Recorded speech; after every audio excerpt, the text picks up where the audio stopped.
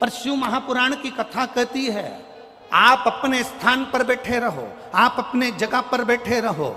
अगर कोई अनाउंसमेंट करने वाला भी नहीं है ना, तुम अपनी जगह पर बैठे रहो, तुम्हें उतावले होने की जरूरत नहीं है। तुम जहां पर बैठे हो तुम्हारी ट्रेन में बैठने वाले ढेर सारे होंगे, ढेर सारे होंगे। तो उसमें से जब सब एक साथ खड़े हो जाएं तब समझ लेना कि ट्रेन आ चुकी है और हमको बैठना है, तब तुम्हें अंदाजा लग जाएगा। अभी तुम बैठे रहो, भगवत भजन करते रहो, स्मरण करते रहो, पुण्य करते रहो, तुम आनंद से सेवा करते रहो। अगर तुम्हें चाहिए कि सुख की ट्रेन में मुझे बैठना है, तुम्हें चाहिए कि अब की बार मेरा नंबर आना चाहिए, तो तुम कुछ मत करो, शंकर की शरण में जाना प्रारंभ कर दो। एक बेलपत्र शिव को चढ़ाना प्रारंभ कर दो, शंकर की अविरल भक्ति करना प्रारंभ कर दो, शंकर पर दही का लेपन कर कर उसका पूजन अर्चन कर कर एक दुर्वा शिव को चढ़ाना प्रारंभ कर दो। शंकर से जितना तुम लाड़ लड़ा सकते हो उतना लाड़ लड़ा लो, उतनी भक्ति कर लो।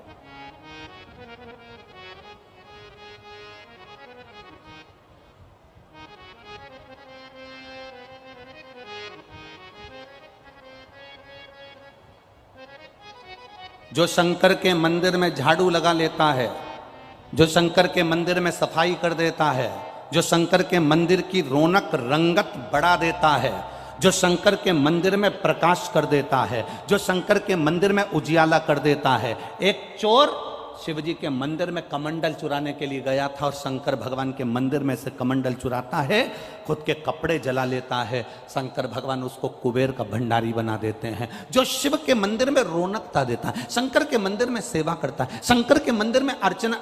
एक पत्र आया है, देखिए उस पत्र में क्या लिखा है।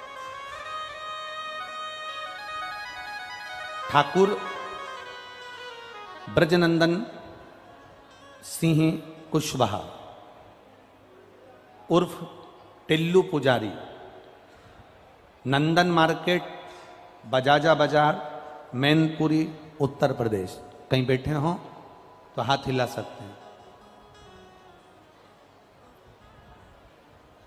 नंदन मार्केट, इनका नाम है ठाकुर ब्रजनंदन सिंह कुशवाहा उर्फ टिल्लू पुजारी, नंदन मार्केट, बजाजा बाजार, मैनपुरी, उत्तर प्रदेश। मोबाइल नंबर ये, कहीं बैठे हो तो हाथ हिला सकते हैं।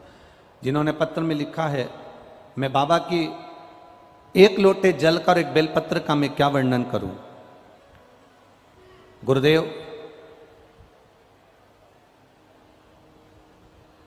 जिला प्रतापगढ़ उत्तर प्रदेश वाली कथा से लगातार आपकी कथा श्रवण कर रहा हूं। मुझे आंतों के अंदर संक्रमण का एवं हीमोग्लोबिन जो 5 पॉइंट रह गया था,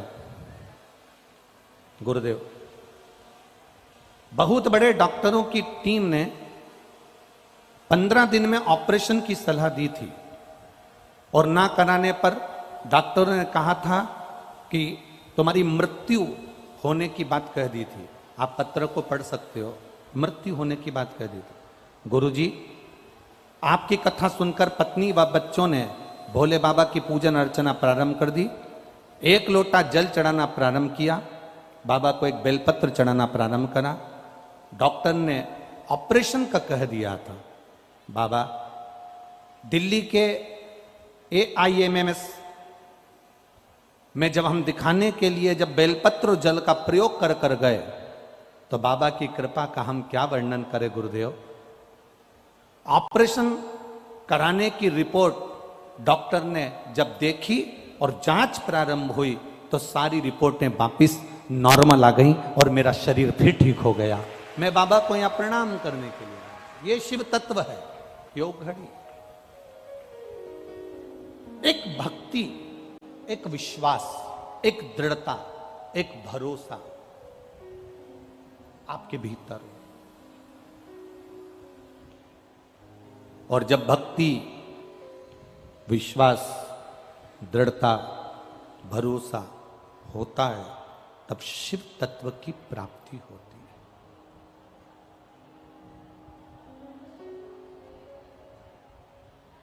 शिव उघड़ी की प्राप्ति होती है।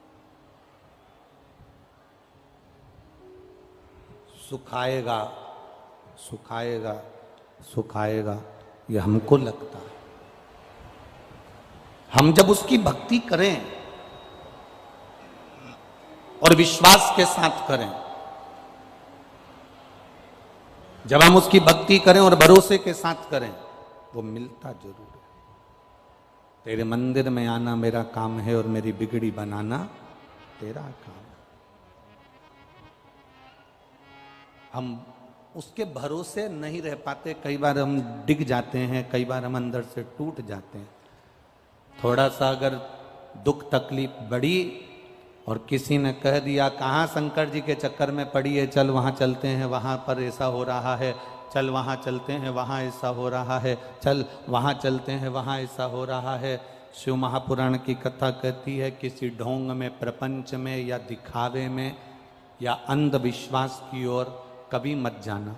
शिव महापुराण की कथा कहती है अंधविश्वास की ओर ना जाइए, ढोंग और प्रपंच में मत जाइए। शिव पुराण की कथा कहती है अगर कहीं नहीं जा सकते तो तुम्हारे घर के नजदीक में जो शिवालय है वहां पर सावन के महीने में 2 लोटा जल लेकर भगवान शिव को समर्पित करने के लिए जाइए।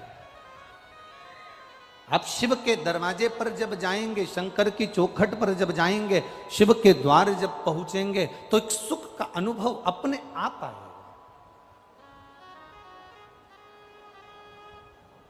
बाबा देवादिदेव महादेव कैलाश पर बैठे हैं, मां जगत जननी उनके लिए पकवान बनाती है, श्रेष्ठ पकवान शिव जी के सम्मुख में जाते हैं।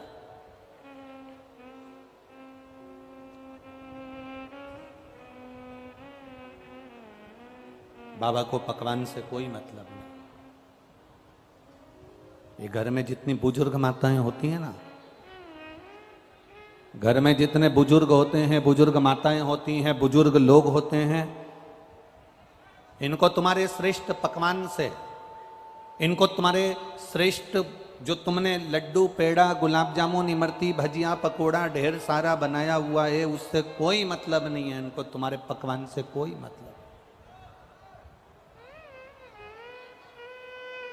इनको तुम्हारे पकवान से कोई मतलब नहीं। इनको अगर मतलब है तो केवल एक चीज से मतलब है, आप घर के बुजुर्ग को लड्डू मत दीजिए, आप घर के बुजुर्ग को मिठाई मत दीजिए, आप घर के बुजुर्ग को नमकीन मत दीजिए, आप घर के बुजुर्ग को अगर कुछ अच्छा बनाकर नहीं दे सकते मत दीजिए। पर शिव महापुराण की कथा कहती है कि घर के बुजुर्ग को आपकी जिह्वा की, वाणी की मिठास जरूर दीजिए, वो जीवन का एक उन्हें आनंद देगा। आप मत दो उनको लड्डू, मत दो पेड़ा, मत दो उनको सामग्री, पर उनको उनके भीतर जो एक तत्व छुपा है सम्मान का, उनके भीतर एक तत्व छुपा है आदर का, वो आदर का तत्व तो दो। फिर वही बात आ गई, अरे मत बुरे कर्म कर वरना पछताएगा, भगवान की आंखों से तू बच नहीं पाएगा, तू बच नहीं पाएगा।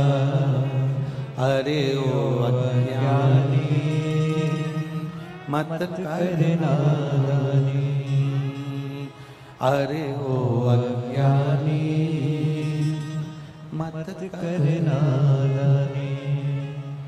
तेरे कर्म का फल भी तू ही पाएगा, जैसा किया तूने तेरे आगे आएगा। मत बुरे कर्म कर बंदे वरना पछताएगा, भगवान की आंखों से तू बच नहीं पाएगा, तू बच नहीं पाएगा। मकान किस किस ने बनाए? अपने अपने मकान में कौन कौन रहता? अपने अपने घर में, किराए के मकान में नहीं, अपने घर में। जम के जरा हाथ तो उठाओ, हाँ रख लो रख लो।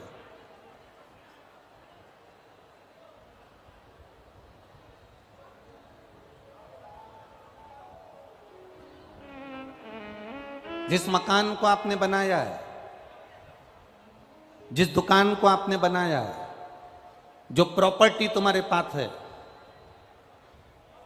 तुम्हारी वसीयत के, तुम्हारी प्रॉपर्टी के ढेर सारे हिस्सेदार रहेंगे। 4 बेटे हैं तो चारों उस प्रॉपर्टी के हिस्सेदार है। बोलो सही है कि गलत है? जम के बोलो जरा। 2 बेटे हैं तो 2 हिस्सेदार है। तुम्हारी बेटी है तो उसका भी उसमें थोड़ा सा हिस्सा है। बोलो सही है कि गलत है? 4 सगे भाई एक साथ रह रहे हैं और प्रॉपर्टी तुम्हारे पास में है तो चारों भाई का हिस्सा। 3 भाई रह रहे हैं तो 3 भाई का हिस्सा। 2 बेटे हैं तो 2 बेटों का हिस्सा। तुम्हारे मकान में, तुम्हारी प्रॉपर्टी में, तुम्हारी वसीयत में सबके हिस्से हैं, पर तुमने जो कर्म करा है उस कर्म को भोगने में किसी का हिस्सा नहीं है, केवल तुम्हारा अकेले का हिस्सा है। उस कर्म को कोई दूसरा नहीं भोगेगा। बाप के कर्म का भोग बेटा नहीं भोगता, बेटे के कर्म का भोग बाप नहीं भोगेगा। अपने कर्म का भोग अपने को भोग, अपने कर्म का भोग हम अपना आप में अपने को भोगना पड़ेगा। तुम्हारी प्रॉपर्टी के हिस्सेदार बहुत सारे होंगे, तुम्हारी वसीयत के हिस्सेदार बहुत सारे होंगे, तुम्हारी दुकान के हिस्सेदार बहुत सारे होंगे, पर तुम्हारे झूठ बोल रहे हो, कर्म बेकार कर रहे हो, कपट कर रहे हो, किसी को अपशब्द कह दिया, किसी को ताने दे दिए, किसी को गाली दे दी, किसी का थोड़ा सा धन तुमने अपना बना लिया, उसके हिस्सेदार बहुत सारे नहीं होंगे। उसका हिस्सेदार केवल तुम हो, कोई दूसरा नहीं। इसलिए तो शिव महापुराण की कथा कहती है अपने भजन के बल को बढ़ाओ। अपने कर्म का भोग अपने को भोगना है। पहले एक बार कथा में कहा था, आप में से कई माताओं ने सुना होगा, कई भाइयों ने सुना होगा, छींक अपने को आ रही है। बोला था कि नहीं बोला था? छींक अपने को आ रही है तो क्या पड़ोसी छींकेगा? जम के बोलो जरा, जम के बोलो। नहीं। खांसी अपने को चल रही है तो पड़ोसी खांसेगा। भूख अपने को लग रही है तो क्या पड़ोसी भोजन करेगा? प्यास अपने को लग रही है तो क्या पड़ोसी पानी पिएगा? नहीं। सिर मेरा दुखा है तो गोली भी मुझे खाना पड़ेगी, पेट मेरा दुखा है तो गोली भी मुझे खाना पड़ेगी, हाथ मेरा दुखा है तो गोली मुझे खाना पड़ेगी, खांसी मुझे आई है तो खांसना मुझे पड़ेगा, अगर छींक मुझे आई है तो छींकना मुझे पड़ेगा, सिर में दर्द मेरे हुआ है तो दवाई गोली मुझे खाना पड़ेगी। उसी तरह आपने अगर कर्म बेकार करा है तो भोगना भी आपको पड़ेगा, कोई दूसरा नहीं भोगने वाला, कोई दूसरा नहीं भोगेगा। शंकर भगवान ने पार्वती जी को देखा तो माता जगतजननी को देखकर भगवान शिव माँ जगतजननी को देखे कि रोज नए नए पकवान बना कर लाती है, रोज अच्छा अच्छा भोजन बना कर लाती है, और मैं सुख के चक्कर में, आनंद के चक्कर में ये भोजन को पा लेता हूं।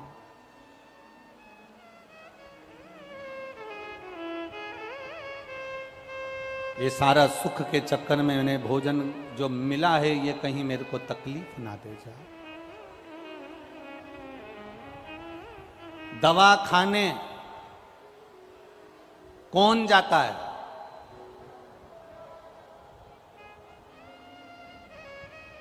इस कथा से समझ लेना, दवा खाने कौन जाता है? जो दवा दबा के खाता है वो दवा खाने जल्दी जाता है। खूब दबा दबा के खूब खाया, जो मिल गए वो खा गए, जो मिल गए वो खाया, जो मिल गया वो खाया। जो दबा दबा कर खाता है वो जल्दी से, बोलो बोलो जम के, दवा खाने जाता। आपने अगर खाने पर कंट्रोल कर लिया, भोजन पर कंट्रोल कर लिया, थोड़े से अपनी जिह्वा पर कंट्रोल कर लिया, तो तुम्हें दवा खाने जाने की जरूरत नहीं पड़ेगी। क्योंकि दुनिया का सबसे ज़्यादा रोग, बीमारी, तकलीफ ये पेट से होती है। ये पेट में हम जैसा आहार ग्रहण करते हैं वैसा हमारा व्यवहार हो जाता है। दवा खाने वही जाता है जो दवा दबा कर खाता है। जिस दिन तुमने दबा दबा कर खाना बंद कर दिया, थोड़ा बहुत आहार लो जो शरीर के लिए जरूरी है, थोड़ा बहुत पाओ जो शरीर के लिए श्रेष्ठ है। मालूम पड़े इन्होंने बिस्कुट दिया वो भी दबा कर खा गए, इसने कुरकुरा दिया वो भी रख लिया, उसने पानी का पाउच दिया वो भी रख लिया, खुद के पास बोतल रखी है तो भी पानी का पाउच वाला आया। तो इतनी आसक्ति कथा में भी, इतनी आसक्ति कि खुद के पास 2 बोतल पानी की रखी है, उसके बाद भी दे दे भैया रख लो, बिस्कुट दे दे भैया रख लो, सामान दे दे भैया रख लो, इतनी आसक्ति।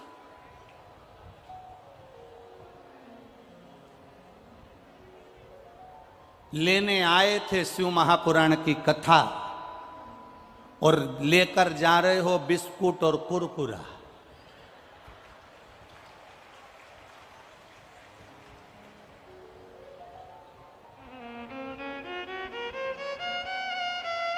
खीर मिली खीर, हलवा मिला पूड़ी मिली पूड़ी।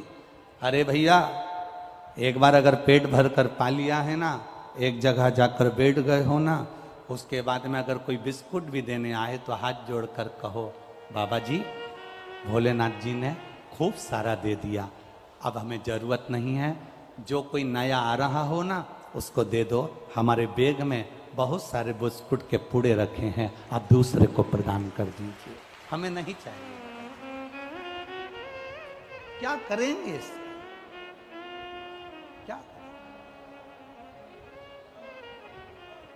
शंभु शरणे पड़े मांगो घड़ी रे घड़ी, दुख काटो दया करी दर्शन आपो। अपनी आसक्तियों को छोड़ना है, और जब हम अपनी आसक्तियों को छोड़ देंगे तभी तुम्हें शिव भक्ति मिलेगी। हम आसक्तियों से घिरे हुए हैं,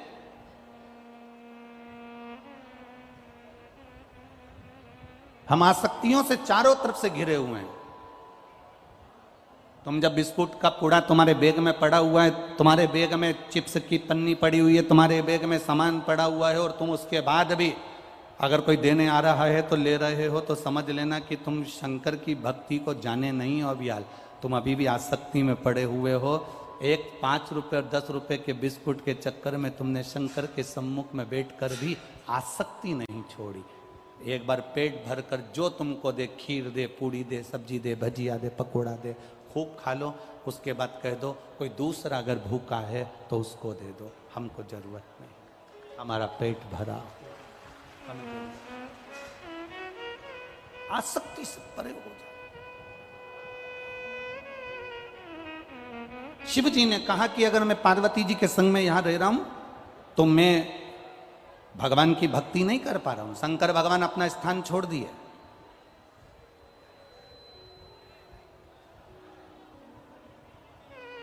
और शिव जी एक वन क्षेत्र में चले गए। नंदी साथ में पीछे पीछे गया। बाबा ने कहा नंदी से तू कहां मेरे साथ आ रहा है? नंदी कहता है मैं आपको नहीं छोड़ सकता। शिव जी कहते हैं कि मुझे तप करना है, तप के बिना मेरा आनंद नहीं है।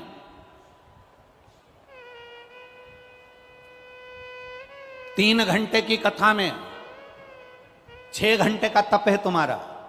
3 घंटे पहले, 3 घंटे बाद का भी तुम्हारा तप है। आज पानी गिरने के कारण बस जितने भी श्रोता भाई बहन इधर उधर हैं सब खड़े खड़े, कब से खड़े हैं इंतजार में। और जब से खड़े खड़े शिव महापुराण की कथा का रसतत्व ग्रहण कर रहे हैं, ये तप है तुम्हारा, ये साधना है तुम्हारी।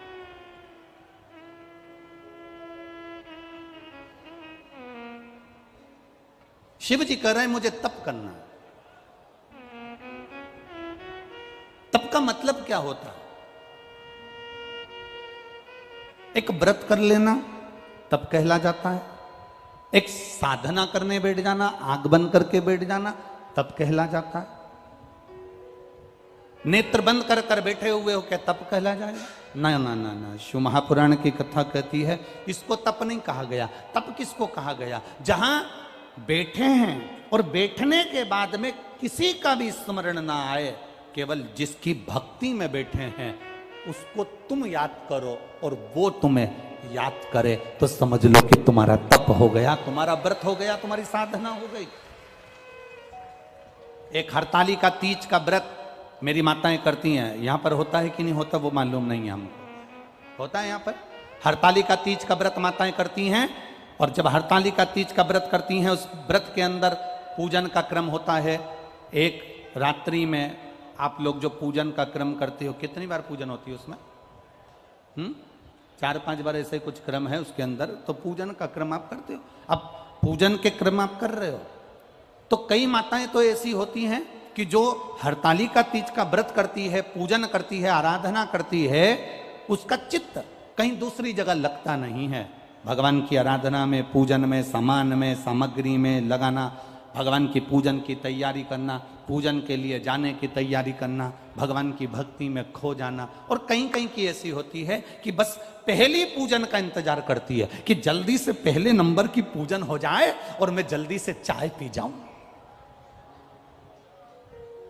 अब हमने कई लोगों से पूछा कि इसमें लिखा है हरतालिका तीज की कथा में कि दूध पीने से बिल्ली बनते हैं, और ज़्यादा बोलने से मेंढकी बनते हैं, और सोने से अजगरी बनते हैं, तो तुम चाय क्यों पी रही हो? तो कहती हैं किताब में चाय का नहीं लिखा है, किताब में सब लिखा है पर चाय का नहीं लिखा, चाय का इसमें वर्णन नहीं है, इसलिए हम चाय पी रहे। शिव पुराण कह रही है भगवान शंकर की भक्ति। तुम तप करो। शंकर भगवान तप करने के लिए वन क्षेत्र में चले गए। वन क्षेत्र में बैठकर मेरे देवादिदेव महादेव ने जब तप करना प्रारंभ करा, नंदी से कह दिया, सुन नंदी, मैं यहां तप कर रहा हूं, किसी को मत बताना कि कोई आया है, और अगर पार्वती कोई परिवार का व्यक्ति आ जाए तो तेरे मुख को तू हिला देना, तेरे गले में पड़ी हुई घंटी से मैं समझ जाऊंगा कि परिवार का कोई व्यक्ति मुझे लेने के लिए आ गया। अब भगवान हजारों वर्ष का तप करने के लिए बैठ गए, और हजारों वर्ष का तप करने के लिए बैठे, उसी समय पर माता पार्वती जी ने श्री गणेश जी और सदानंद कार्तिकेय जी को बुलाकर कहा कि तुम्हारे माता पिताजी ना जाने कहाँ चले गए। भगवान गणेश जी से कहा, सदानंद कार्तिकेय जी से कहा, जाकर जरा पता करो शंकर भगवान गए कहां पर है, शिव जी कहां है, जाओ जरा जल्दी से मालूम करो। अब कार्तिकेय बाबा भगवान श्री गणेश जी दोनों गए पिताजी का पता लगाने के लिए। ढूंढते ढूंढते एक वन क्षेत्र में पहुंच गए, और उस वन क्षेत्र में गणेश जी ने स्त्री का रूप ले लिया। उस वन क्षेत्र में सदानंद कार्तिकेय जी ने भी स्त्री का रूप लिया। गणेश जी ने भी चुंदड़ी ओढ़ ली, सदानंद कार्तिकेय जी ने भी चुंदड़ी ओढ़ ली। गणेश जी गणेशी बन गए, कार्तिकेय कृति बन गए। दोनों बनकर वन क्षेत्र में घूम रहे थे, तभी शिव जी के श्वास की गर्जना भगवान गणेश और सदानंद कार्तिकेय को हो गई। पर होने के बाद दोनों भूल गए कि रास्ता कौन सा है, किस मार्ग से हम आए थे और किस मार्ग से हमको जाना है। अब रास्ता भूल गए तो इन्होंने अपनी माता को याद करा। माँ ने विचार करा, पार्वती जी ने मेरा गणेश नहीं आया, मेरा सदानंद कार्तिकेय नहीं आया, अब पार्वती जी गणेश को भी ढूंढने जा रही हैं, कार्तिकेय को भी ढूंढने जा रही हैं, और शंकर भगवान को भी ढूंढने जा रही हैं। तो एक वन क्षेत्र में जाने से पहले पार्वती जी ने भिलनी का रूप रख लिया।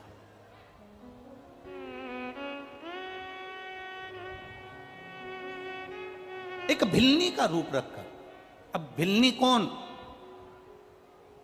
जिसको कुछ नहीं आता, केवल जानती है कि परमात्मा है, पर उसके सिवाय कुछ नहीं। शिव महापुराण की कथा कहती है किसी सदगुरु के पास जाना, घर के बुजुर्गों के पास जाना, घर के वृद्ध के पास जाना, परमात्मा के पास जाना, तो एकदम खाली होकर जाना। खाली होने से मतलब क्या है? ये दिमाग में ज़्यादा अकल लेकर या ज़्यादा बुद्धि लेकर कि दादी से ज़्यादा तो मुझ में अकल है, मेरे पिताजी से ज़्यादा तो मुझ में अकल है, मेरी माँ से ज़्यादा तो मुझ में अकल है, बहू सोचती है सास से ज़्यादा तो मुझ में अकल है, मैं पढ़ी लिखी, मैंने ये करा, मैंने इंजीनियरिंग करी, मैंने सीए करा, मैंने ये पढ़ाई करी, मैंने एमबीए करा। सास में कितनी अकल है? वो तो 8वीं फेल है। सास भले 8वीं फेल होगी, सास भले 5वीं फेल होगी, पर सास रहते रहते रहते रहते परिवार में जो तुम्हारी जितनी उम्र है, सास उतने साल तो दुनिया के धक्के खाकर आई होगी, तो उसमें अकल तुमसे ज्यादा होगी, यह निश्चितता है। भले वो 5वीं फेल हो, भले वो 6वीं फेल हो, भले वो 7वीं फेल हो, भले वो 8वीं फेल हो, पर उसकी चित्त वृत्ति में उसने कितना कितना संघर्ष किया है। घर के बुजुर्ग ने कितना संघर्ष किया। ये उसके पास में कंपनियों में पूछा जाता है, तुमने कौन सी कंपनी में पहले जॉब करी है, उसका प्रमाण पत्र दिखाइए। दिखाना पड़ता है कि ये मैंने इस कंपनी में मैंने जॉब करी है, मेरा ये प्रमाण पत्र है। सास के पास में वो प्रमाण पत्र है जो बहू को दिखा देती है कि मैंने ये किया। और होना चाहिए एक 4 इंजीनियर टोपी लगा लगा कर एक आड़ा टेढ़ा पाइप, उसमें तार डाल रहे थे। 4 इंजीनियर 8 दिन से परेशान हो गए, पर वो तार उसके अंदर नहीं गया। एक गांव का व्यक्ति निकलता था, वो इंजीनियर को देखकर बड़ा दुखी होता था कि इनसे तार इस पाइप के अंदर नहीं जा रहा, आड़ा टेढ़ा पाइप, इसमें वो तार नहीं जा रहा। बड़ा दुखी होता था, बड़ा दुखी। गांव के व्यक्ति ने इंजीनियर साहब से कहा, इंजीनियर साहब ये तार में डाल दूं? 4 इंजीनियर बोले इसमें अक्ल तो है नहीं गांव वाले में, और कह रहा है तार में डाल दूं। ले डाल के बता, हम इंजीनियर हैं, ये सॉफ्टवेयर है, ये इलेक्ट्रिक है, ये ऐसा है, वो ऐसा है, ले तू डाल दे। उसने कहा लाओ इंजीनियर साहब।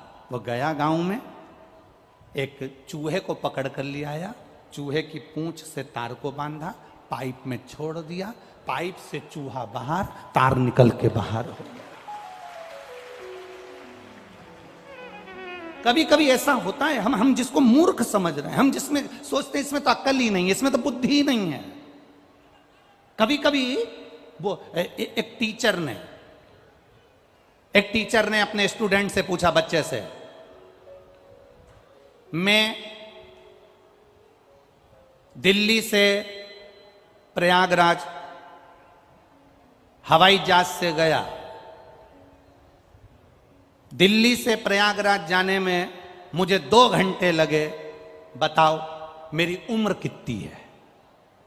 अब स्टूडेंट से पूछ रहा है टीचर, मैं हवाई जहाज से, एरोप्लेन से दिल्ली से प्रयागराज गया, प्रयागराज जाने में मुझे 2 घंटे लगे, तो जितने स्टूडेंट बैठे हैं वो बताएं कि मेरी उम्र कितनी है। अब जितने स्टूडेंट बैठे थे उन सब ने कहा, सर प्लीज ये कोई क्वेश्चन है कि हवाई जहाज से दिल्ली से प्रयागराज गया, 2 घंटे लगे, तो मेरी उम्र बताओ कितनी है? सारे बच्चों ने कहा ये कोई क्वेश्चन नहीं है, ये कोई प्रश्न नहीं है। एक स्टूडेंट कोई अच्छे गुरु का चेला होगा, खड़ा हो गया, उसने कहा सर आपकी उम्र 44 वर्ष है। कितने साल?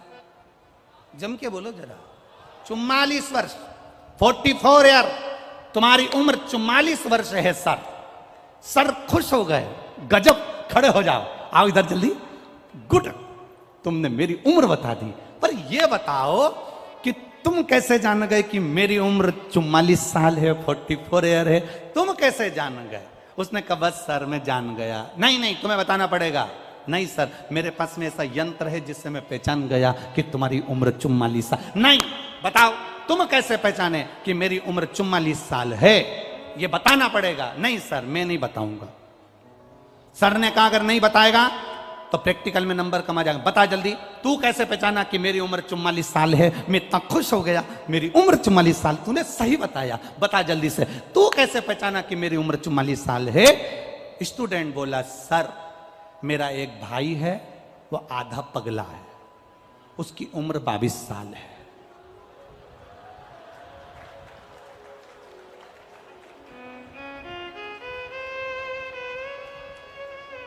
मेरा एक भाई है, वो आधा पगला है, उसकी उम्र कितनी है? 22। तो तुम्हारी कितनी? मतलब तुम पूरे ही पगले हो। इसमें उसको अंदाजा आया, उसकी चित्त भक्ति में अंदाजा आया।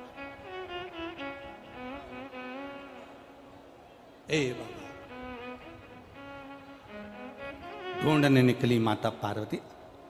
खाली होकर जाइए शिव के पास में। बहुत अहंकारी बनकर नहीं, बहुत अभिमान रखकर नहीं, बहुत धनपति नहीं, बहुत वैभवपति नहीं। शंकर की कथा में जाना, शिव महापुराण की कथा में जाना, भगवान की भक्ति में जाना, तो खाली होकर जाना। खाली।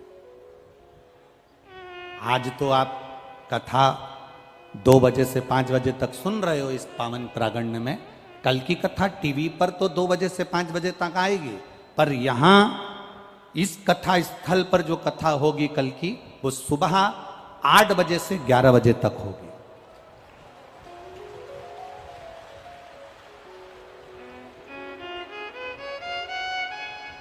सुबह 8 बजे से 11 बजे तक यहां कथा चलेगी। और ध्यान देना, कथा टीवी पर 2 बजे से 5 बजे ही आएगी, पर भक्त सुबह 8 बजे से 11 बजे तक।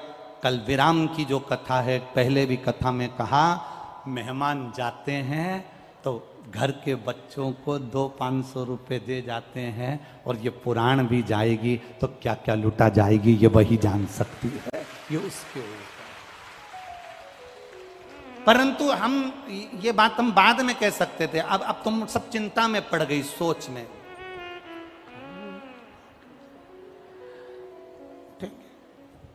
उठेंगे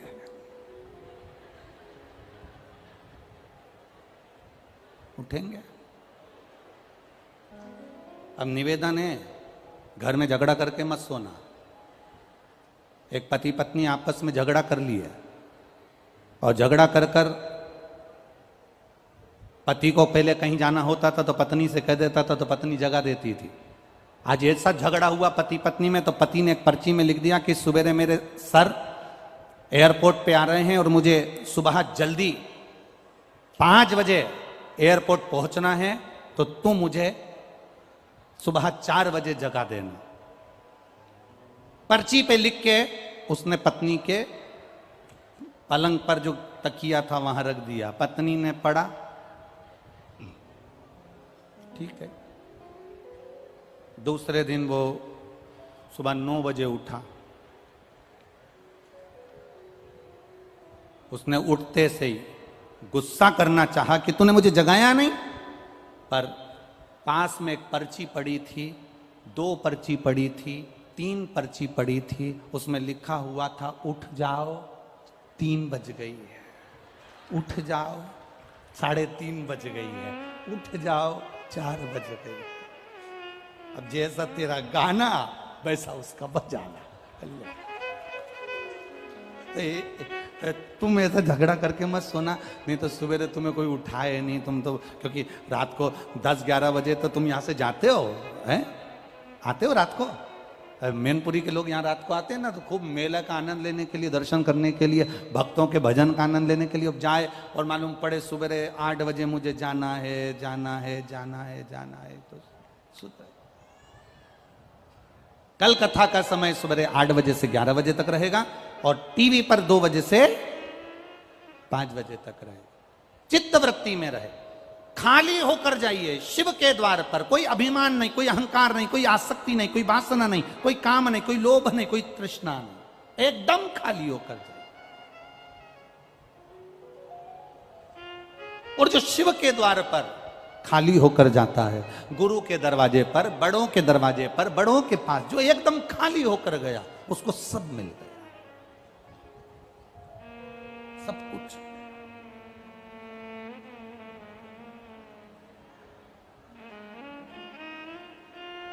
दूध की भगोनी, जिस भगोनी में, जिस पात्र में तुम्हें दूध वाले से दूध लेना है, अगर वो पहले से भरी होगी तो उसमें दूध ले सकते हो क्या? जिसमें तुम्हें खीर लेना है वो पहले से भरी होगी तो तुम नहीं ले सकते, उसमें भरा हुआ है, झलक जाएगी। गुरु के पास जाना, शिव महापुराण में जाना तो एकदम खाली पात्र लेकर जाना कि मुझे जो मेरे गुरु जी देंगे, शिव महापुराण से जो मुझे मिलेगा, शंकर की कथा से जो मैं सुन कर आऊंगी, मैं अपने जीवन में उतारूंगी। अगर पात्र खाली होगा तो उतर जाएगा, और अगर पात्र खाली नहीं होगा, अहंकार भरा होगा तो वो झलक जाएगा। अहंकार के वश वो झलकेगा। उस अहंकार से परे होकर चलना, अहंकार से। पहुंच गई माता पार्वती जी, सुंदर भिलनी का रूप रखकर आई। भिलनी का रूप रखकर जैसे ही माता पार्वती जी ढूंढते ढूंढते उस क्षेत्र में पहुंची, भूल गई माता पार्वती जी भी। शिव जी के ढूंढते ढूंढते अपने पुत्र को, पुत्री को ना जाने कहां है, कहां पहुंच गए, कैसे हैं, कहां गए, ढूंढते ढूंढते पहुंची। इतने में नंदी ने माता पार्वती को देखा और शिव जी के लिए उन्होंने मुंडी हिलाना प्रारंभ कर दी। शंकर जी समझ गए पार्वती जी मुझे लेने के लिए आ गई। शिव जी ने देखा कि नंदी का मुख उधर है, मतलब पार्वती उधर खड़ी है। इतने में शंकर भगवान उठकर खड़े हुए। पार्वती, गणेश, कार्तिकेय और गणेश दोनों स्त्री के रूप में आ गए, और पार्वती जी भी वहां भिलनी के रूप में आकर शिव जी का दर्शन करी। शंकर भगवान से कहा, प्रभु जी कृपा करिए, हम यहाँ आकर मार्ग भूल गए, इसलिए निवेदन है हमें सत मार्ग की ओर बताएं। शंकर की कथा कहती है, शिव महापुराण की कथा स्वयं भूले हुए को भी मार्ग प्रशस्त कर कर परमात्मा के दरवाजे तक पहुंचा देती है। शिव महापुराण की कथा भटके हुए को भी परमात्मा का सत मार्ग बता देती है। शिव जी का वो मंदिर आज भी भूलेश्वर, मतलब शिव जी वहां कर भूल गए थे, पार्वती वहां कर भूल गई थी, गणेश जी वहां कर भूल गए थे। सारी दुनिया में केवल एक मंदिर है भूलेश्वर महादेव का, जहां पर ये भूलेश्वर महादेव, पूना से सोलापुर के बीच में एक शंकर का मंदिर आता है भूलेश्वर महादेव का, जहां पर भगवान शंकर के मंदिर में गणेश जी स्त्री के रूप में हैं, कार्तिकेय जी स्त्री के रूप में हैं, और पार्वती जी भिलनी के रूप में विराजमान है। जहां पर नंदी भगवान शिव से कह रहे हैं, ये भूमि भूलेश्वर बाबा यहां कर हम भूल गए, ऐसी कृपा करो कि इस स्थान पर जो आए और एक लोटा अगर जल भूले से भी चढ़ा कर चले जाए तो वो संसार सागर में कभी ना भूले, परमात्मा के सतमार्ग की ओर चलता रहे। वो भूलेश्वर महादेव। कभी आप लोग अगर पूना जाएं, महाराष्ट्र में अगर पुणे की ओर जाएं, तो पुणे से लगभग 70-80 किलोमीटर की दूरी पर भूलेश्वर महादेव का एक मंदिर पड़ जाता है, जहां पर पहुंचकर भगवत भजन की एक कीर्ति बढ़ जाती है, एक आनंद की अनुभूति बढ़ जाती है।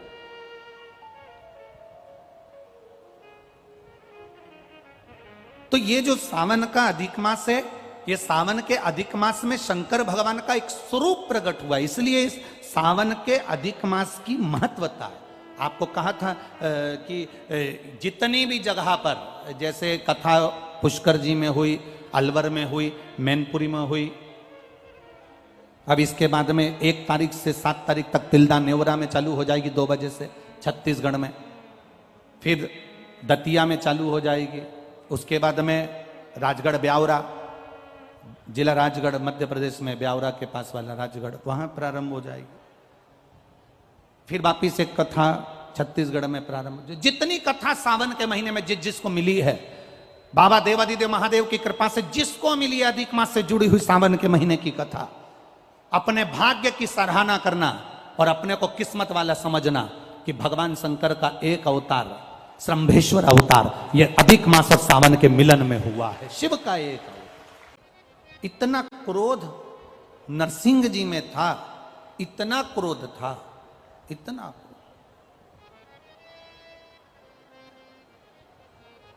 घबराए देवता, इतना क्रोध नरसिंह जी में भरा हुआ था।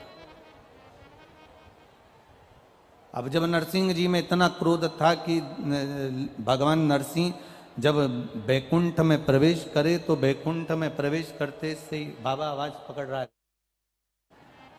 नरसिंह जी जैसे ही बैकुंठ में प्रवेश करे, अपने बैकुंठ में जैसे ही जाने लगे तो लक्ष्मी जी भी बैकुंठ छोड़कर चली गई।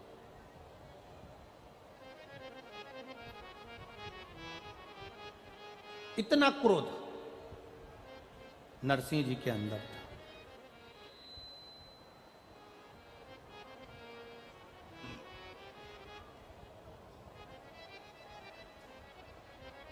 अब नरसिंह जी उसी क्रोध में इंद्रलोक पहुंच गए। जब नरसिंह जी उसी क्रोध में इंद्रलोक पहुंचे तो इंद्रलोक की जितनी अप्सराएं थीं, इंद्रलोक के जितने देव थे, इंद्र स्वयं भी स्थान छोड़कर भाग गए। अब एक बात का अंदाजा लगाकर रखना अपने जीवन में, व्यक्ति को जब क्रोध आता है ना तो वो गुस्सा कर कर अपशब्द बोल तो देता है, पर ये अंदाजा नहीं लगा कर पाता कि जो तुमने क्रोध में बोला है वही क्रोध का बोला हुआ एक दिन तुम्हारे सम्मुख में आकर खड़ा हो जाता।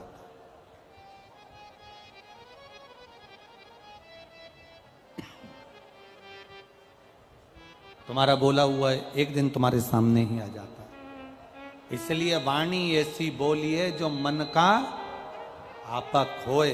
पर आज के जमाने में लोग बोलते हैं वाणी ऐसी बोलिए जो जम के झगड़ा होए, पर उससे मत बोलिए जो तुमसे तगड़ा होए। तो यहां तो शास्त्र कह रहा है कि प्रेम की वाणी से आप रिझाने का प्रयास, और जितनी प्रेम की वाणी से आप रिझाने का प्रयास करोगे उतनी वाणी से आप किसी को अपना बना सकते हो।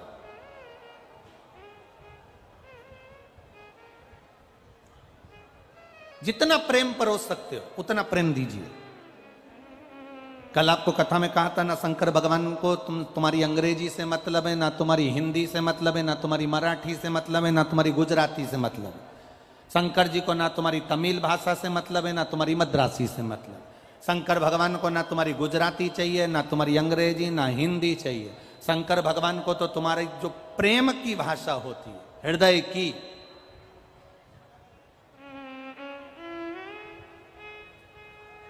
निर्मल मन सो मोहित पावा, मोहि चल छिद्र कपट ना भावा। भगवान को तुम्हारे प्रेम की भाषा से रिझा सकते हो। जितनी प्रेम की भाषा तुम प्रकट कर सकते हो उतना करिए।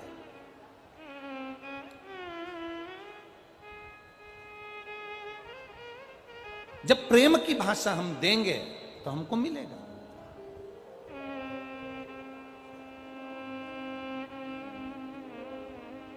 नरसिंह भगवान का क्रोध बढ़ गया।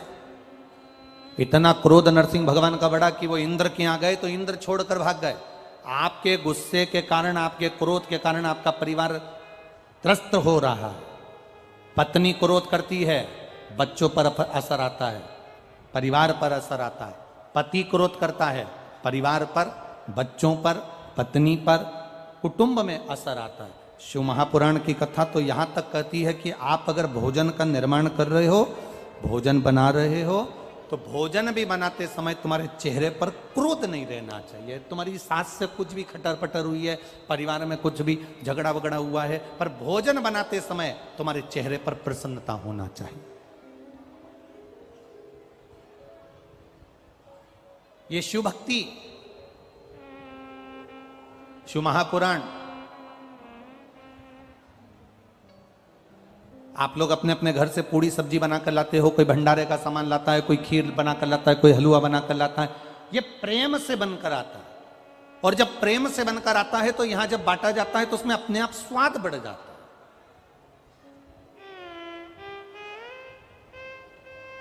शिव कथा का एक नियम, इसका नाम है कुबेरेश्वर महादेव।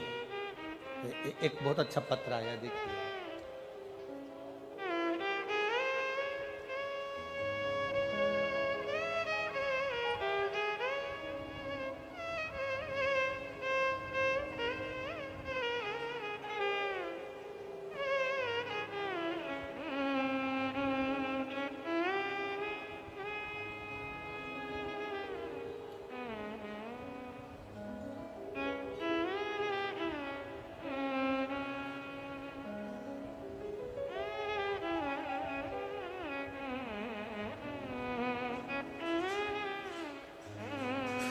पत्र देखिए बड़ा सुंदर है। मेरा नाम ममता यादव है, पत्नी श्री सुखवीर सिंह यादव। कहीं बैठी हो तो हाथ हिला सकती हैं। मैं जिला फिरोजाबाद नगर शिकोहाबाद की रहने वाली हूँ। कहीं बैठी हो तो अपने हाथ हिला सकती हैं। आप ही हैं? हाँ, दोनों हाथ ऐसे हिला दो एक बार। हाँ, हिला दीजिए। मेरा नाम ममता यादव, पति का नाम सुखवीर सिंह यादव। मैं जिला फिरोजाबाद नगर शिकोहाबाद की रहने वाली हूँ। मेरे पति को सन 2011 में ब्रेन ट्यूमर का ऑपरेशन हुआ था, वह भी आखिरी स्टेज पर। उसके बाद सन 2018 में मेरे पति को ब्रेन के ऑपरेशन के बाद में 2011 में जब ऑपरेशन हो गया, 2018 में मेरे पति को मुंह के अंदर कैंसर हो गया। ऑपरेशन कराने के बाद वे ठीक थे। फिर 2022 में उन्हें मुंह के दूसरी तरफ फिर से कैंसर हो गया। इस ऑपरेशन के बाद डॉक्टर ने बोल दिया था कि अब वो बिस्तर पर ही रहेंगे। उसी दौरान 2022 में आपकी कथा से जुड़ी और कथा सुनना प्रारंभ करा।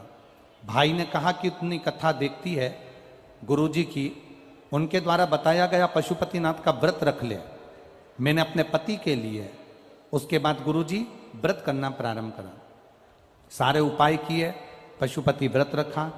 मेरे पति के दूसरे ऑपरेशन, जब दूसरे गाल की ओर कैंसर हो गया, पहला गाल का कैंसर हुआ उसका ऑपरेशन हो गया था, दूसरा कैंसर हुआ उसका भी ऑपरेशन हुआ।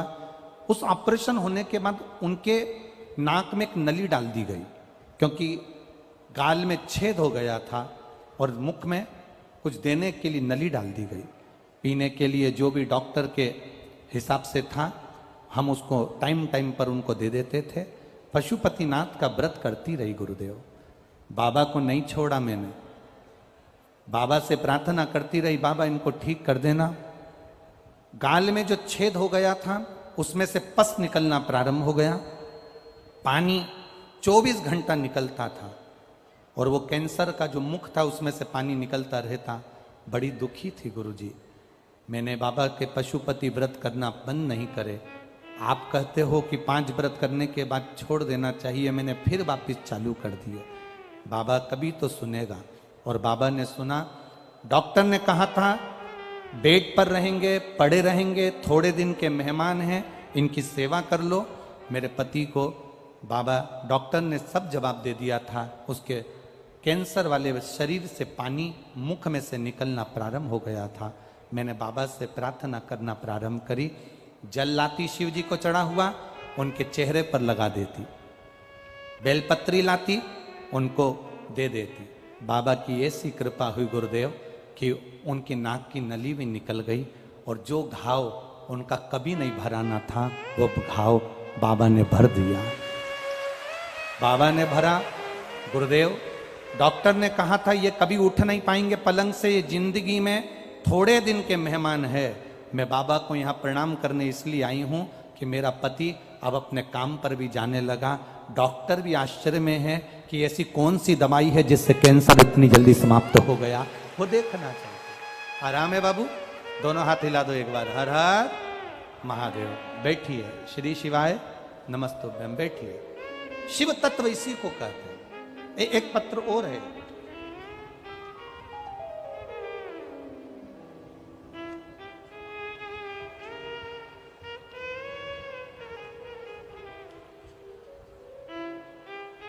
मेरा नाम निधि दीक्षित है। मैं ग्राम मेवड़ा, पोस्ट साबडी, जिला हरदोई से आई हूं। कहीं बैठी हो तो हाथ हिलाइएगा। मेरा नाम निधि दीक्षित, ग्राम मेवड़ा, पोस्ट सांडी, जिला हरदोई से आई हूँ। मेरा मोबाइल नंबर ये है। कहीं बैठी हो तो हाथ हिला सकती हैं। जहाँ कहीं भी बैठी हो अपने हाथ को हिला सकती हैं। मेरी मम्मी को 2022 में पेट में दर्द हुआ, उनको हरदोई हॉस्पिटल में दिखाया। जांच होने पर पता चला कि मम्मी के बच्चेदानी में कैंसर है। हरदोई के डॉक्टर ने कहा इनको लखनऊ ले जाओ और उनको इलाज करवाओ। हम उनको हरदोई ले गए और डॉक्टर को दिखाया। 2020 से आपकी कथा सुन रहे हैं गुरुदेव। मेरी माता को जब हमने हरदोई के डॉक्टर में दिखाया तो डॉक्टर ने कहा इनका ऑपरेशन करना जरूरी है। गुरुजी, आपने त्रिजुगी नारायण के जल का वर्णन किया था, पशुपति व्रत का वर्णन किया और सीहोर के रुद्राक्ष का वर्णन किया। हम त्रिजुगी नारायण तो नहीं जा सके, पर हम रुद्राक्ष लेने के लिए सीहोर चले गए।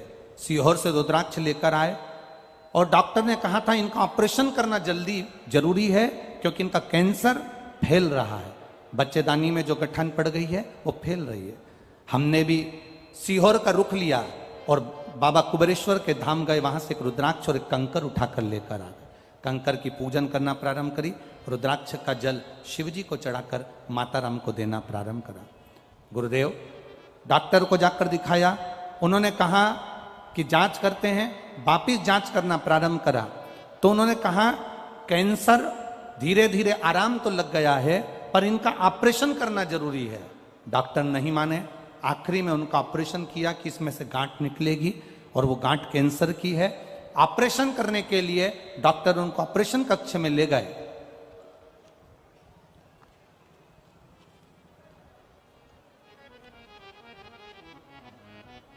जब ऑपरेशन कक्ष में ले गए, कई घंटों तक ऑपरेशन चला।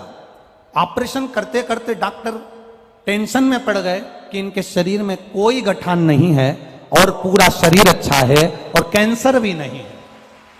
गुरुजी, शरीर में बहुत सारे टांके लगा दिए गए और टांके लगाने के बाद अब धीरे धीरे उन टांकों को डॉक्टर काट रहे हैं, पर बाबा ने कृपा कर दी और एक भी कैंसर का तत्व मेरी माता के पेट में नहीं मिला, न गठान मिली। ये रुद्राक्ष की महत्वता, ये शिव की महत्वता, ये शिव महापुराण की महत्वता।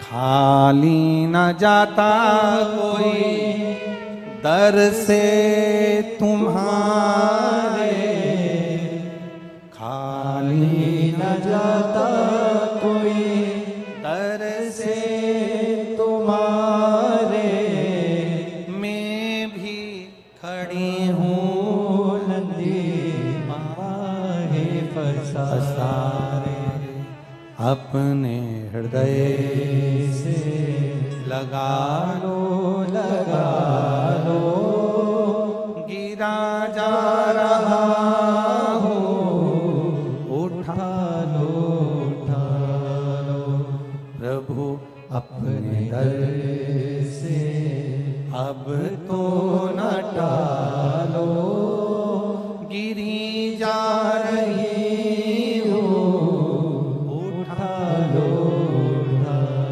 लो। शिव के ऊपर भरोसा, एक तेरा आधार सतगुरु, एक तेरा आधार, एक तेरा आधार सतगुरु, एक तेरा आधार। सारी दुनिया घूम ली है, सारी दुनिया ढूंढ ली है, तू ही मेरा आधार, एक तेरा आधार सतगुरु, एक तेरा आधार। यहां जितने आए हो, जितने आस्था चैनल पर सुन रहे हो, जितने फेसबुक यूट्यूब पर सुन रहे हो, दिल से सुनो और जहां बैठे हो, ये मैनपुरी में हम आज तक कभी नहीं आए थे, पहली बार आपसे मिलना हुआ है, पहली बार मिलना हुआ। आप लोगों ने टीवी पर कथा सुनी है कि नहीं सुनी? सुनी है ना? टीवी पर कथा सुनकर आप लोगों ने बाबा का कोई ना कोई उपाय तो किया है ना? किया है तो बाबा ने कुछ ना कुछ तो आपकी जिंदगी में थोड़ा बहुत दुख तो मेरे बाबा ने कम किया होगा, तब तो आप यहां बैठे हो, नहीं तो कौन आता? विश्वास शिव महापुराण पर करा तो बाबा ने साथ।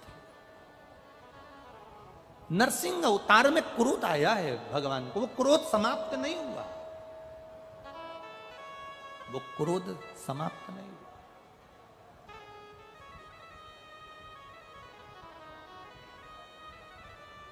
क्रम चालू हुआ। क्रोध चलते चलते चलते चलते इंद्रदेव के पास, वायुदेव, वरुण देव, गरुण देव, सब सारे देवता इकट्ठे होकर देवाधिदेव महादेव के पास पहुंचे। बाबा, बाबा, शिव जी की स्तुति, शंकर भगवान की प्रार्थना किसी के दूसरे ने जो बताई वैसी नहीं करना, अपना दिल करे ना वैसे भगवान की प्रार्थना करो।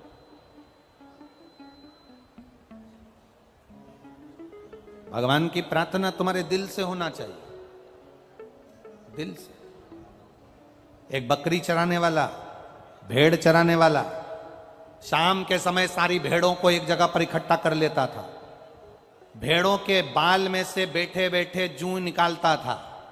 जूं निकाल कर कहता था, राम जी तुम्हें वन में रहते रहते बहुत सारी जूं पड़ गई होगी, एक बार तुम मेरे पास आ जाओ, मैं सारी जूं निकाल दूंगा तुम्हारी। बस वो बैठे बैठे यही बोलता रहता था कि राम जी तुमको भी जूं पड़ गई होगी, मैं निकाल दूंगा। एक संत वहां से निकल रहे थे, उन्होंने उसका शब्द सुना, संत को क्रोध आ गया। कैसा मूर्ख है, भगवान को क्या जूं पड़ती है, हर कुछ बोल रहा है, पागल हो गया है। संत ने एक थप्पड़ रखकर उस भेड़ चराने वाले को, बकरी चराने वाले को मारा और कहा, आज के बाद ऐसा शब्द मत बोलना कि राम जी को जूं पड़ गई होगी।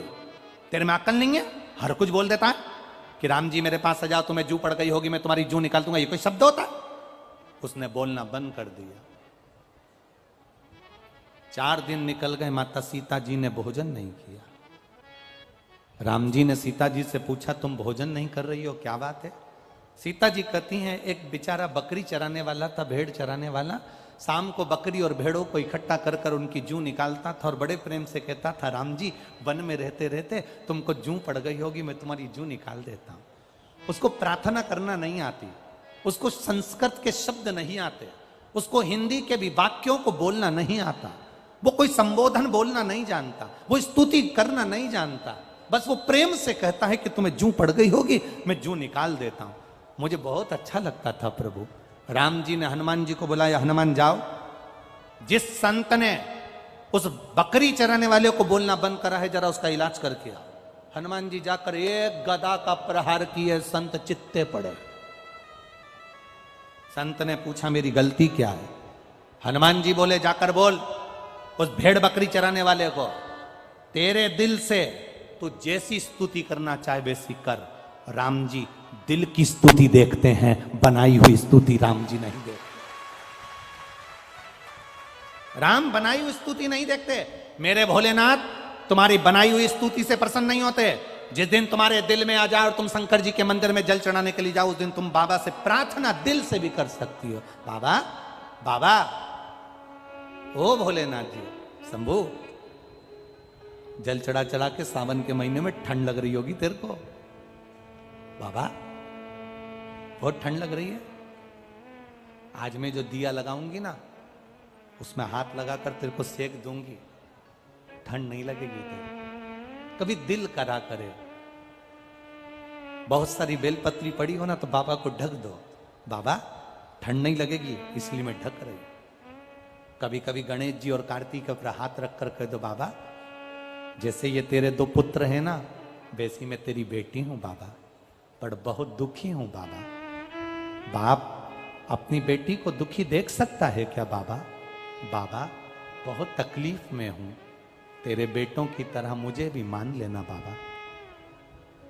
तेरी बेटी अशोक सुंदरी की तरह मैं भी हूं ना बाबा, बहुत दुखी हूं बाबा, तू सुन ना बाबा।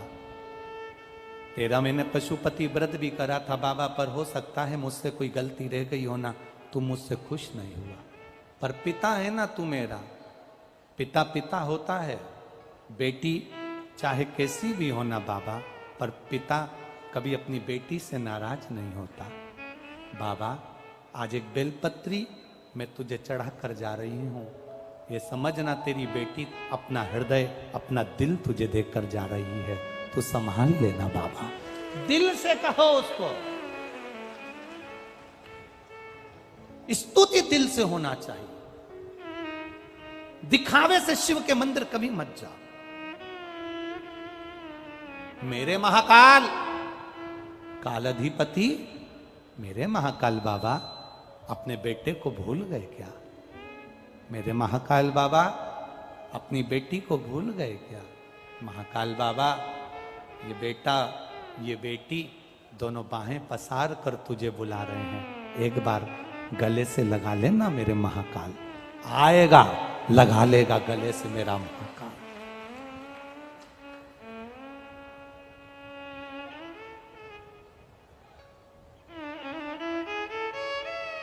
दिखावे से दूर हो जाओ। शंकर के मंदिर में जब जाना तब तुम दिखावे से दूर होकर जाना। क्या है शिव पुराण में, क्या क्या भरा पड़ा है शंकर जी की कथा में। ये इतने नवयुवक लड़का लड़की आते हैं, प्रार्थना कर कर जाते हैं, मेरी नौकरी लगा देना, गवर्नमेंट जॉब ये एक बच्चे ने लिखा, एक बच्चे ने उसमें लिखा, मैं गीता गुप्ता पति श्री राधेश्याम गुप्ता निवासी लखनऊ की रहने वाली हूं। कहीं बैठी हो गीता गुप्ता तो हाथ हिला सकती हैं। गीता गुप्ता राधेश्याम जी गुप्ता निवासी लखनऊ की रहने वाली हूं। गुरुजी मैं क्या वर्णन करूं, 2020 से आस्था चैनल पर कथा सुन रही हूं। आज तक आपको नहीं देखा था, केवल टीवी पर कथा पर भरोसा करती थी। मेरा बेटा नौकरी के लिए अप्लाई करता रहा, 2021 से अप्लाई कर रहा है, 3 साल हो गए पर उसकी नौकरी नहीं लगी, 1-2 नंबर से रह जाता। मेरे बेटे से मैंने कहा तू चिंता मत कर, नजदीक में कथा हो रही है कानपुर में, 1 दिन की सुनकर आऊंगी और भूमि पर बैठकर 1 दिन में कथा सुनकर बाबा की मिट्टी को सिर पर लगाकर प्रणाम कर कर के गई कि मेरे बेटे को नौकरी लगा देना, दूसरी कथा में मैं पहुंच जाऊंगी। बाबा ने मेरे बेटे की आज सुन ली और मेरे बेटे की नौकरी 19 जून 2023 को केनरा बैंक में गुजरात में अहमदाबाद में मेरे बेटे को ज्वाइनिंग लेटर आ गया। मैं बाबा को प्रणाम करने आई। शिव तत्व की पहचान, शिव तत्व की एक आनंदता। तुम दिखावे से दूर हो जाओ। मेरे शंकर को दिखावा चाहिए ही नहीं, मेरे शिव को दिखावे से कोई मतलब नहीं, मेरे शंकर को दिखावे से कोई मतलब। मेरे शिव को केवल तुम्हारा विश्वास चाहिए, मेरे शंकर को केवल तुम्हारा भरोसा चाहिए, मेरे शिव को तुम्हारी दृढ़ता चाहिए। मेरी जीजियों और मंडप में इस कथा पंडाल में बैठे हुए मेरे जीजाओं, आप सबसे निवेदन है, मेरी बेटियों, मेरे भाई, कथा में आए तो हो पर दिल से कह कर जाना, मेरे बाबा दया करना, मैं तेरे भरोसे हूँ, मेरे बाबा दया करना, मैं तेरे भरोसे हूँ, मैं तेरे भरोसे हूँ, मैं तेरे भरोसे हूँ, मेरे बाबा दया करना, मैं तेरे भरोसे हूँ, ना घर के भरोसे हूँ, ना परिवार के भरोसे हूँ, ना घर के भरोसे हूँ, ना परिवार के भरोसे हूँ, भोलेनाथ दया करना,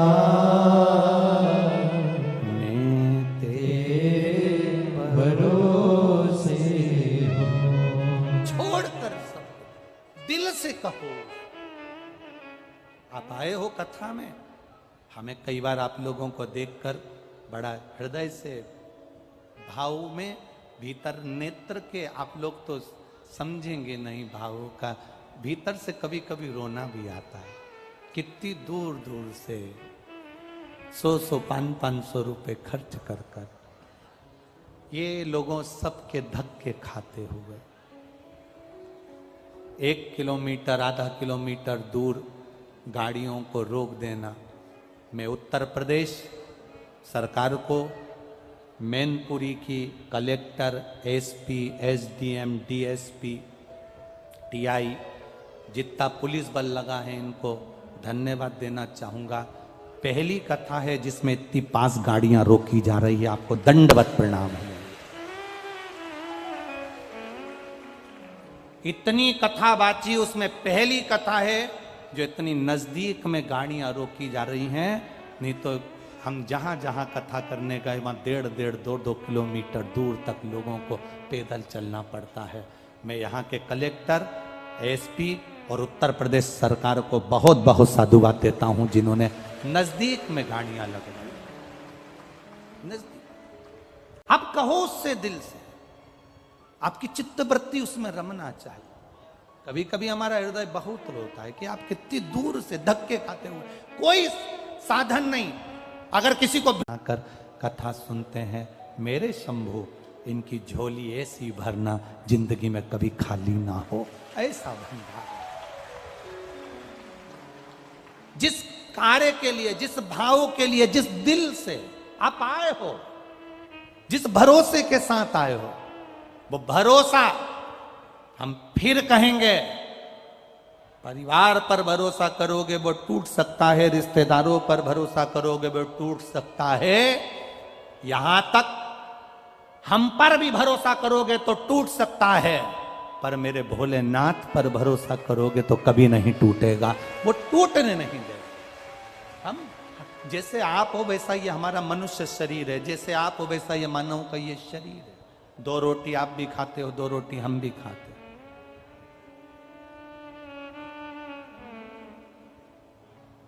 आप लोग ज्यादा आइटम बनाकर खा लेते होगे, हम मूंग की दाल और रोटी खा लेते हैं। कभी सब्जी थोड़ी बहुत हरी मिल गई, बना लिया, ब्राह्मण देवता साथ रहते हैं वो बना देते हैं 2 रोटी टिक्का, पाया, सुख आनंद लिया। क्या करना, जैसा जीवन आपका वैसा जीवन हमारा। हम फिर कहें, सीहोर वाले पर भरोसा ना करिए, पंडित प्रदीप मिश्रा पर भरोसा मेरे महादेव पर करना, भरोसा 1 लोटे जल पर करना, भरोसा 1 बेलपत्री पर करना, भरोसा तुम्हारे शिव पर करना, वो टूटने नहीं देगा, ये निश्चितता है। हमसे मतलब मत रखो, और यहां तुम हमारे लिए आए भी नहीं हो, तुम ये अंदाजे मत रहना कि तुम हमारे लिए आए हो। यहां जितने आए हो वो बाबा भोलेनाथ के भरोसे पर और उसके सहारे पर आए हो, तुम्हें उससे मतलब होना चाहिए। और अधिक मास के सावन की यह कथा में विश्वास के साथ कहकर जाते हैं, ये जो इतने इतने पत्र तुमने भेजे हैं, नीचे ढेर लगा हुआ है, ये भरोसे के पत्र हैं, और वो पत्र खाली नहीं, साधारण नहीं, आपकी भक्ति का प्रतीक। जाओ शिव मंदिर, जाओ शिवालय, भगवान जब नरसिंह भगवान का क्रोध समाप्त नहीं हुआ, अधिक मास का महीना, अधिक मास में नरसिंह अवतार धारण कर कर शाम के समय पर ना सुबह मरे, ना दिन में मरे, ना रात में, तो शाम को मारा है। ना पशु से नरसिंह बनकर आए, ना अस्त्र से ना शस्त्र से, तो नख से फाड़ दिया है। और अधिक मास का प्रथम दिवस शाम का समय हिरण्यकशिपु को मार दिया है। अब वो क्रोध चलता रहा, वो क्रोध चलता रहा, वो क्रोध चल रहा, क्रोध चलता गया। हमारा निवेदन है, आप लोग निकल कर जो जा रहे हैं दूसरे को डिस्टर्ब ना करें। 10 मिनट की कथा और रहती है, थोड़ा दिल लगाने का। हम तो ये कथा कल तक कहकर चले जाएंगे, पर तुम्हारी जिंदगी में बाबा ने जो कथा दी है वो तुम्हारी जिंदगी बना दे, इससे ज्यादा हम क्या कह सकते हैं। आप लोग और जितने कार्यकर्ता हैं जो इधर उधर मटक रहे हैं, उनसे भी निवेदन है, थोड़ा बैठ जाओ, 5 मिनट 10 मिनट। कल के बाद कोई नहीं कहेगा तुमसे कि तुम कथा में बैठो, दिल लगा लो, थोड़ी देर बैठो। बहुत दूर का भाव है हमारा, बहुत। हृदय लगाओ। हमें क्या है, टाइम पास करना नहीं आता, ईमानदारी की बात तो ये भी है। अगर दूसरे कोई कथाकार होए ना तो वो अपना टाइम पास कर कर घड़ी देख कर चले जाएं, हमको टाइम पास करना भी नहीं आता। हम तो ये प्रयास करते हैं कि आए हैं तो जितने रतन हैं मेरे भोलेनाथ जी के वो सब आपको लुटा कर चले जाएं, जिससे आपकी जिंदगी सार्थक हो जाए। नहीं हो, शिव तत्व को जाने, शंकर ओ घड़ी को जाने, और शिव तत्व को जानना जरूरी है। अधिक मास का प्रथम दिवस,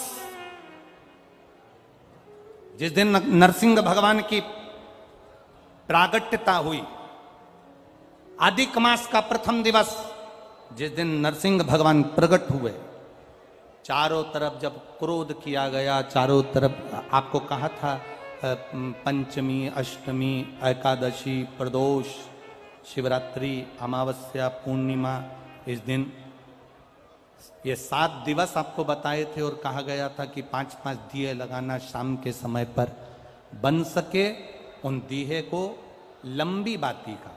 कौन सी बाती का? जम के बोलो जरा। लंबी बाती का। आपको पहले भी कथा में कहा, लंबी बाती का जो दिया होता है, लंबी बाती का जो दीप होता है, वो दीप हमारे जीवन में वंश की भी वृद्धि करता है। इसलिए हमारे यहाँ पितरों का दिया, देवी जी का दिया, नवरात्रे का दीप, ये सब लंबी बाती के लगते हैं। तो लंबी बाती का जो दीप होता है वो हमारे यहाँ वंश की भी वृद्धि करता है, लक्ष्मी की भी वृद्धि करता है, सुख समृद्धि। और अगर मान लो भूल से हमारा कहीं पैसा अटक गया और वो व्यापारी नहीं दे रहा, तो लंबी बाती का जो दिया होता है वो पैसा भी हमारा वापस लौटा कर लाता है। इसलिए लंबी बाती के दीप का स्मरण करा। अब पहला दिन निकल गया, भगवान नरसिंह का प्रागट्य हो गया, भगवान नरसिंह प्रकट हो, क्रोध कम नहीं हुआ, उनका क्रोध बढ़ा। जब क्रोध बढ़ता गया, जब उनका क्रोध बढ़ता, सारे देवताओं ने देवाधिदेव महादेव से प्रार्थना की, भगवान शिव से प्रार्थना, भगवान देवाधिदेव महादेव से निवेदन करा, प्रार्थना करी, बाबा, ओ बाबा शंकर भगवान देवाधिदेव महादेव, मेरे शिव, मेरे ओघड़दानी, मेरे त्रिकालदर्शी, मेरे कैलाशी, मेरे अविनाशी। मेरे शिव ने पूछा, क्या बात है, क्या हो गया? प्रभु, बात केवल इतनी सी है, आपसे निवेदन केवल इतना सा। नरसिंह भगवान को क्रोध आ रहा, और नरसिंह भगवान को क्रोध आ रहा है। नरसिंह जी को जब क्रोध आ रहा है तो आपसे केवल प्रार्थना इतनी सी है कि आप नरसिंह जी के उस क्रोध को समाप्त करें। पूरा अधिक मास का महीना पूरा की पूरा निकला, अमावस्या का दिन, श्रावण का मिलन। आपको कहा था वो दिन बड़ा महत्व का होता है। सुनी थी कथा? कौन से फूल को चढ़ाने का बोला है? कनेर का पुष्प। कितने लोटे जल? 2 लोटे जल। और बड़ा खास दिन है। हमारे बीच में आदरणीय महामंडलेश्वर जी पधारे हैं, एक बार जोरदार ताली बजाकर दंडवत प्रणाम। वो दिन आप रूप में खास माना गया, वो दिन अपने आप में एक खास दिन माना गया। कारण क्यों खास है उसमें फिर निवेदन करेंगे।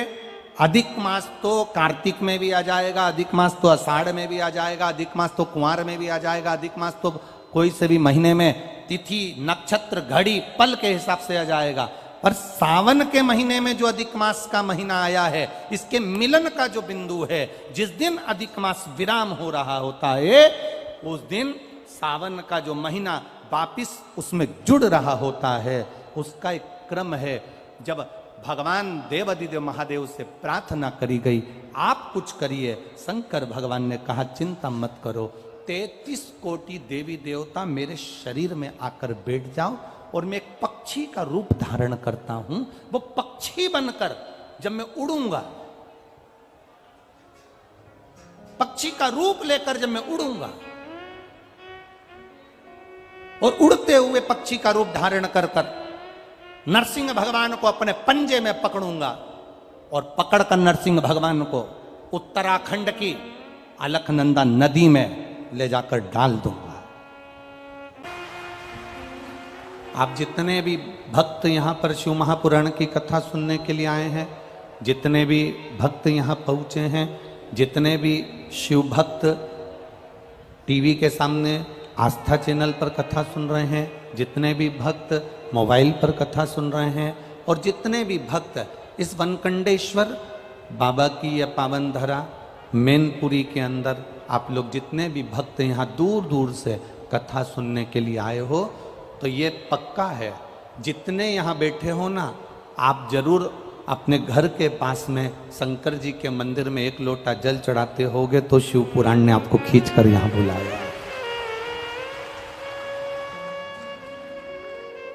बाबा बुलाता तभी है जब आप आपके घर के नजदीक में जो शिवालय है उन शिवालय में जाकर आप सेवा कर रहे हैं, उन शिवालय में जाकर आप अर्चना कर रहे हैं, उन शिवालय में जाकर आप पूजा कर रहे हैं, उन शिवालय में जाकर आप एक लोटा जल समर्पित कर रहे हैं। भगवान बुलाता तभी है।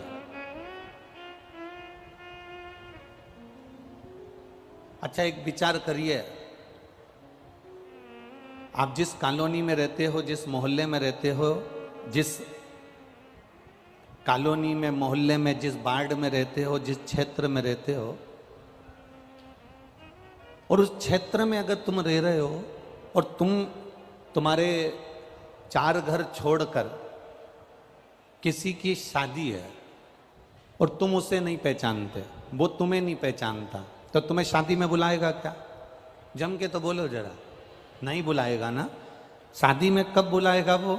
जब तुम्हारा उसके घर में आना जाना होगा, उससे पहचान होगी, उससे मिलना जुलना होगा। राम राम, सीताराम, जय श्री कृष्णा, श्री शिवाय नमस्तुभ्यम, हर हर महादेव, बोलबम का नारा, बाबा एक सहारा। जब तुम एक दूसरे से मिलोगे तब तो वो अपने घर की शादी में आपको बुलाएगा। अब केदारनाथ क्या है? शंकर जी का घर। अमरनाथ क्या है? शिव जी का घर। कैलाश मानसरोवर क्या है? शिव जी का घर। महाकाल क्या है? शंकर जी का घर। काशी क्या है? शिव जी का घर। सोमनाथ क्या है? शिव जी का घर। भोलेनाथ तुम्हें अपने घर में बुलाएगा जरूर, पर पहले उससे जल चढ़ाकर पहचान तो बना लो। अपने नजदीक के शिवालय में जाकर एक लोटा जल तो चढ़ा लो। जब हम अपने घर के नजदीक के शिवालय में जाते हैं, अपने घर के नजदीक के शिवालय में पहुंचते हैं, एक लोटा जल जब हम समर्पित करते हैं, तब जाकर मेरा महादेव भी अपने घर में तुमको बुलाकर तुम्हारा कल्याण कर देता है। ये हमारे ऊपर है। अब तुम अंदाजा लगा कर बैठे हो कि मैं कथा में जाऊंगी, मैं कथा में जाऊंगी, मुझे कथा में जाना है, मुझे शिव पुराण में जाना है। तुम ऐसे शिव पुराण में जा ही नहीं पाओगे। तुम शंकर जी के मंदिर में जाकर एक लोटा जल चढ़ाना प्रारंभ कर दो, तुम शिव जी के मंदिर में जाकर एक लोटा जल समर्पित करना प्रारंभ कर दो। जिस दिन तुम जल समर्पित करना प्रारंभ कर दोगे, उस दिन बाबा से तुम्हारी पहचान हो जाएगी, तुम बाबा के और बाबा तुम्हारे हो जाएंगे। फिर तुम्हारे को हाथ पकड़कर कुबरेश्वर धाम तक लेकर आ जाएंगे, शिव महापुराण तक लेकर आ जाएंगे। ये लाखों की संख्या में, लाखों की संख्या में। आज प्रशासन भी कह रही थी, पुलिस प्रशासन से अधिकारी होन कह रहे थे कि गुरुजी इतनी भीड़ और इतना पानी गिरने के बाद तो लोग 5 मिनट नहीं ठहरते, और गजब पन्नी तोक के, पन्नी लगा लगा के, छाता पकड़ पकड़ कर और आराम से खड़े हैं और बोल बम का नारा है, बाबा एक सहारा है। ये इनकी अविरल भक्ति है महाराज। ये समझ में नहीं आ रहा कि मैनपुरी को हो क्या गया, हुआ क्या है मैनपुरी को। अब कल की बात बोलो तो बोल दो, कहा है अध्यक्ष जी, बोल दे, कहा है पक्का चौहान जी, बोल दे। मैं कल की बात, कल एक भैया ने एक पत्र लिखकर भेजा, वो पत्र कक्ष में है, आप चाहेंगे तो हम आपको दे देंगे। वो भैया ने पत्र में लिखा कि पूरे मैनपुरी वालों को देखकर मुझे 2 दिन से मेरा बीपी ऊंचा नीचा हो रहा है। तो उस पत्र में नीचे फिर लाइन लिखी थी, उस बीपी के ऊंचा नीचा होने का केवल इतना सा कारण है कि ये मैनपुरी के लोग कभी अपनी दुकान नहीं छोड़े, कभी अपना काम नहीं छोड़े, कभी अपने कार्य, परिवार में शादी हो तो दूसरे को भेज दे पर ये नहीं जाए। पर पहली ऐसी कथा है जिसमें मैनपुरी पूरा की पूरा उलट कर कथा में मिल रहा है। जो दिन में नहीं आते वो रात को पहुंच जाते हैं, जो रात को नहीं आते वो सुबह पहुंच जाते हैं। भैया ये बड़ी विचित्र विडंबना है।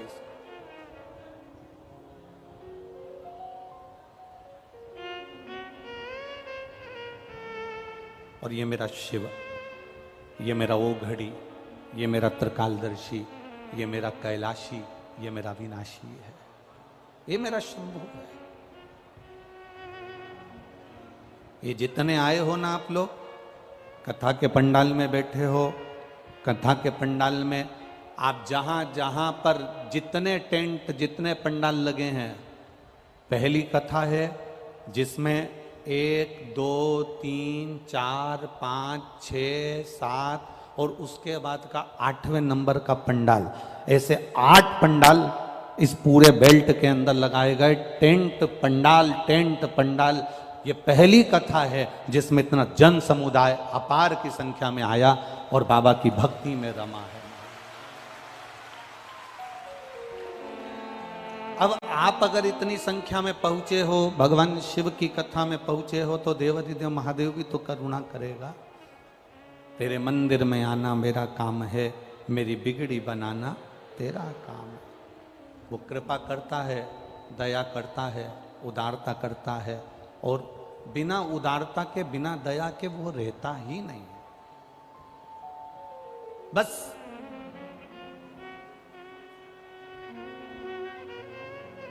अपने विचारों पर पक्का रहिए।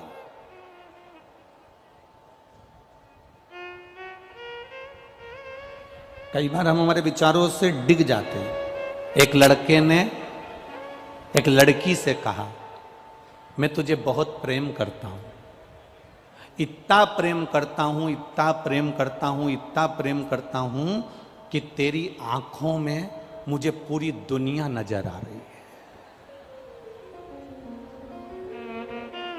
एक लड़का लड़की से बोला, मैं तुझे इतना प्रेम करता हूं, इतना प्रेम करता हूं, इतना प्रेम करता हूं कि तेरी आंखों में मुझे पूरी दुनिया नजर आ रही है। पीछे से ही मैनपुरी का एक बुढ़ा सा व्यक्ति आवाज लगाकर बोला, 2 दिन से मेरी भैंस नहीं मिल रही हो, आंख में देख लेना, अगर कहीं दिख जाए तो बता दे।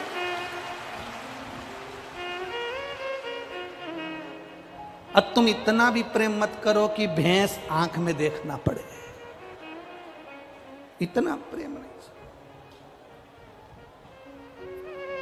चित्त को परमात्मा में रमाने का प्रयास करो। जब तुम्हारा चित्त परमात्मा में रमना प्रारंभ कर जाएगा, जब तुम्हारा चित्त भगवान में रमना प्रारंभ कर जाएगा, भगवान खुद तुम्हें खींच कर केदारनाथ तक, कुबेरेश्वर धाम तक, महाकाल तक, उज्जैनी अवंतिका तक, काशी विश्वनाथ तक मेरा बाबा तुम्हें खींच कर बुला लेगा। हमारे नजदीक के शिवालय में, हमारे नजदीक के शिव मंदिर में हम जाएंगे, तब तो हमारे बाबा से हमारी पहचान बनेगी। शंभु शरणे पड़े मांगू घड़ी रे घड़ी, दुख काटो दया करी में दर्शन आपो। आपकी पहचान आप शिव से बनाइए, आपकी पहचान आप शंकर से बनाइए।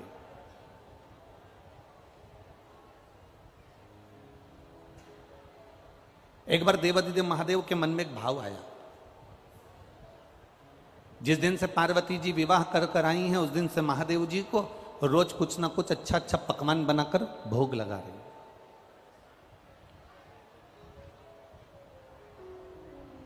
रोज प्रतिदिन कुछ ना कुछ ऐसा बनाती हैं माँ, शिव जी को भोग लगा देती।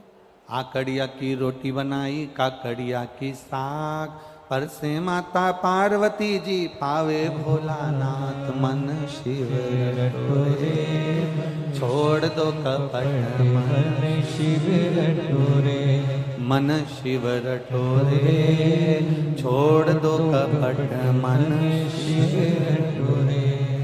आकड़िया की रोटी बनाई, काकड़िया की साग, पर से माता पार्वती जी पावे भोलानाथ, मन शिव रटोरे छोड़ दो कपट, मन शिव रटोरे। अब पार्वती मैया रोज नए नए पकवान बनाती हैं, शिव जी को भोग लगाती हैं। बाबा भोलेनाथ जी रोज पकवान का भोग लगाते हैं, रोज पाते, रोज आनंद में रहते।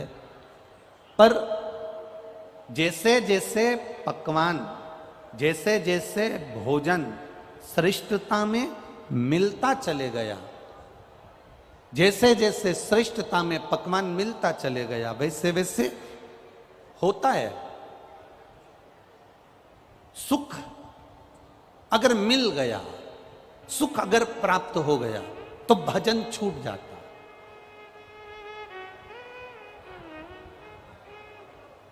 अगर सुख प्राप्त हो गया तो भजन छूट गया। सुख अगर ज्यादा प्राप्त हो गया तो भजन हमारा रहेगा। ये सुख का अनुभव है। बैठे रहने दो। ये सुख का अनुभव है। जब ज्यादा मात्रा में हमें सुख मिल जाता है तो हमारा भजन, हमारा कीर्तन, हमारी भक्ति, हमारा स्मरण ये छूट जाता है। अब दुनिया के लोगों को तो मालूम नहीं है कि सुख होता कैसा है। घर में बहू आ गई तो लोगों को लगा कि बहुत अच्छा सुख हमारे घर में आ गया, रोज गरम गरम रोटी देगी। अब जिन जिन की आई है वो सब अपने आप में समझ ले। फिर किसी को मालूम पड़ा कि घर में पोता पोती हो जाएगा तो सुख अच्छा हो जाएगा। जिन जिन के घर में पोता पोती हो गए उनसे पूछ लो। किसी को लगा कि डबल मंजिल का मकान बन जाएगा तो सुख अच्छा हो जाएगा। जिनका डबल मंजिल का मकान बन गया उनसे पूछ लो।